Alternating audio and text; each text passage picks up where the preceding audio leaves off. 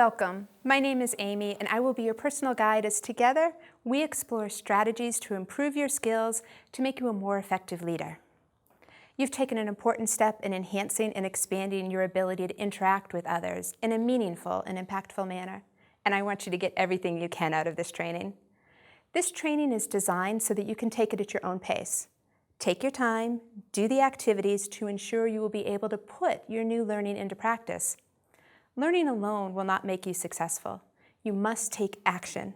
It is only through the application of our knowledge that we can truly shine, and I know you can shine. We're in this journey together. Please feel free to reach out to me at any time with your questions or comments. I'm here for you. Now, before we get started, make sure you've printed off your training guide.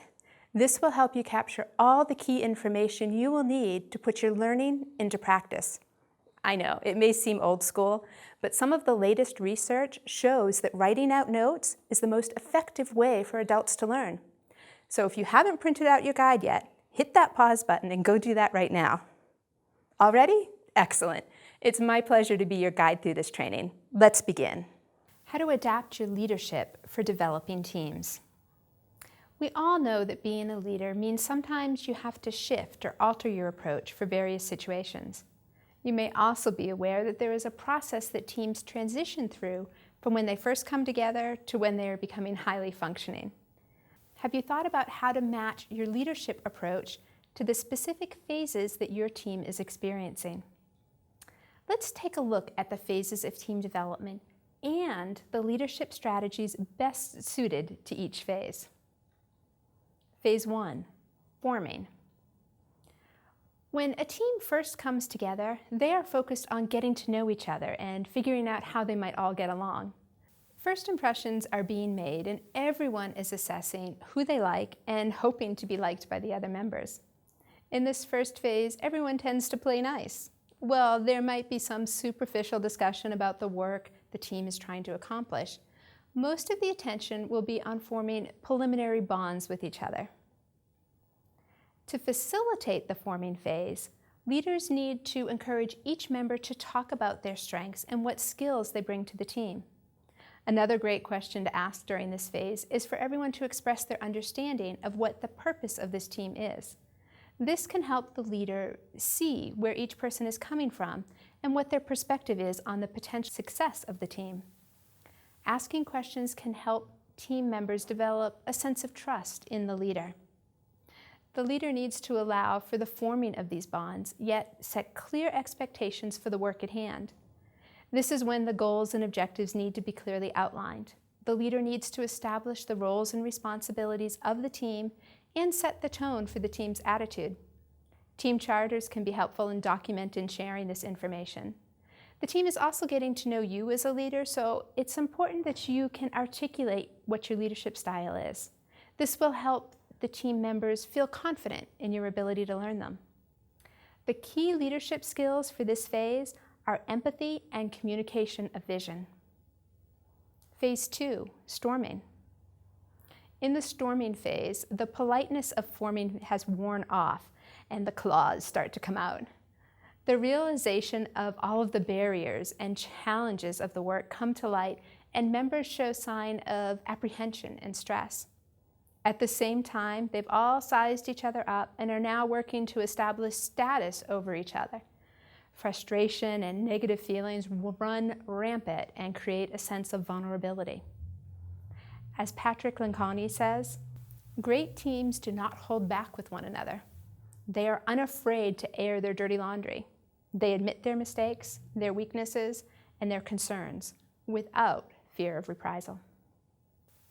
As the leader, it's time to practice your ability to solve disputes and work towards harmony. You need to instill confidence in the team. They need to believe in the team goals and believe that you can lead them down the path to success.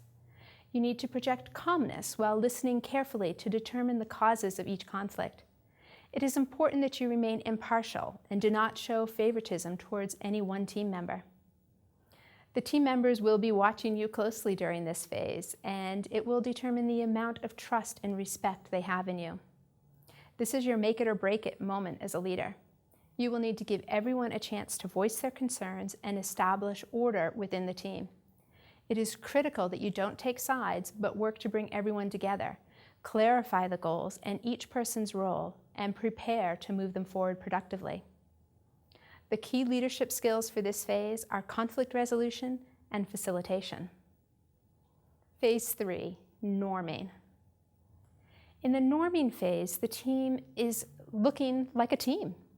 Everyone has settled into their roles and understands their responsibilities. The team knows how to work together and can communicate with each other. Cooperation, acceptance, and respect allow the team to proactively discuss the work, feel a sense of ownership with the team, and determine the best course of action. The norming phase gives the leaders a chance to breathe. You need to give the team some space while they demonstrate your confidence in them to achieve the goals. You may need to assist them in outlining the shared responsibilities and guide them to work to their strengths.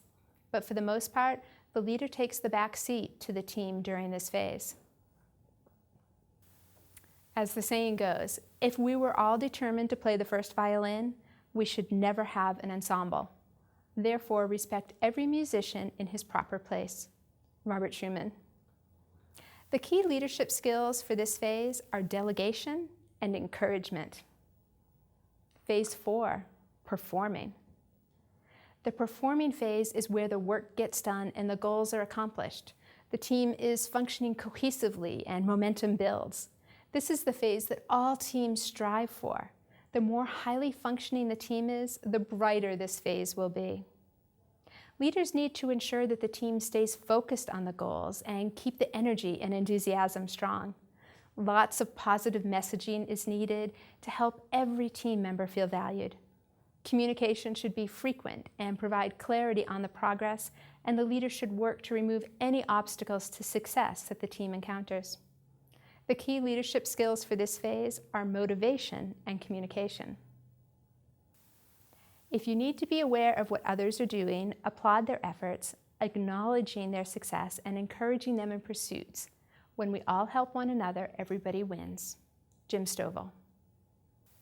Phase 5, adjourning. Some teams are designed to carry on from one goal to the next. In those cases, there should be recognition of what has been accomplished and that the specific goal has been completed. After that, the new goals can be established. But be aware, new goals can cycle the team back into the storming phase. If the team is adjourning, then recognition should take place for both the goal the team achieved and the contributions made by each member. When the team winds down, the leader needs to provide closure and end things on a positive note. This is a step that is often overlooked, but you may need some or all of those members again for another team in the future. You want them to be eager for another opportunity to work with you. This is accomplished by showing genuine gratitude. The key leadership skills for this phase is appreciation. Putting it all together. These stages of team development, known as Tuckerman stages, have been around a long time. American psychologist Don Tuckerman created them in the late 1960s, but the premise of human behavior and team dynamics still holds true today.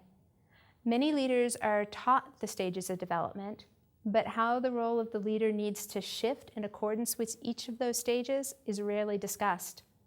In addition, every time there is a change in the team, someone leaves, someone joins, or changes in the project occur, the phases change as well. Teams may cycle through some of the phases multiple times. Leaders need to pay attention to these changes in team development and constantly adapt to each dynamic. That is why there is no one-size-fits-all leadership approach. You need to lead people, manage tasks, and facilitate decisions. Your choice. So, what phase is your team currently in? Which leadership skills should you be focusing on to effectively lead your team during this phase? Be specific about how you apply these skills with your team. Write these approaches down on your notepaper. Use these training notes to remind you of the phases of team development and which leadership skills you need to apply during each phase. This is how you will achieve success. Take your time, work through the process, and success will follow. Thank you for taking time out of your busy schedule to let me guide you through this training. I hope you found it useful, and I really hope that you stick to your plan and start adapting your leadership approach based on whatever phase of development your team is in.